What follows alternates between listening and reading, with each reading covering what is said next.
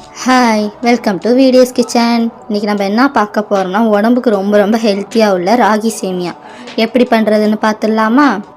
அதுக்கு முதல்ல ஒரு பாத்திரம் காஞ்சோன்னே நான் எண்ணெய் ஊற்றிக்கிறேன்.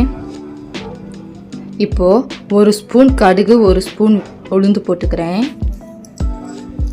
இப்போ உளுந்து கடுகு நல்லா பொரியணும்.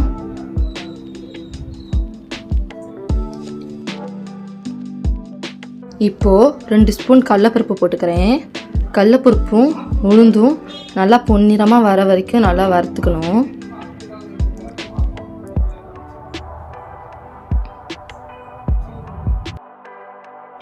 அடுத்தது 2 பல்லாரி எடுத்திருக்கேன், 2 தக்காளி பழம் எடுத்திருக்கேன், ஒரு பச்சை மிளகா எடுத்திருக்கேன், ஒரு கொத்து கருவேப்பிலை எடுத்திருக்கேன்.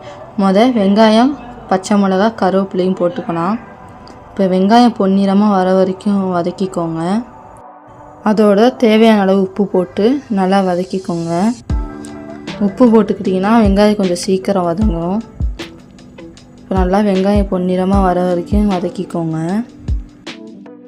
இப்போது இந்த மாதிரி பதத்துக்கு வரணும். அடுத்தது தக்காளி பழம் போட்டுக்கலாம்.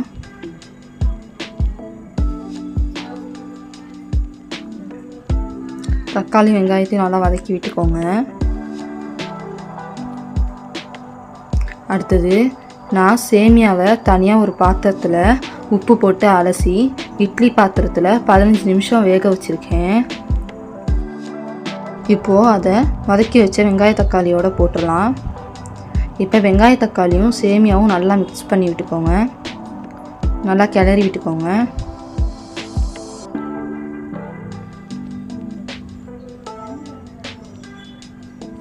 அவ்வளோதாங்க, வீட்டிலேயே மார்னிங் சாப்பிட உடம்புக்கும் ஹெல்த்தியாக உள்ள ராகி சேமியா நீங்களும் ட்ரை பண்ணி பாருங்கள்.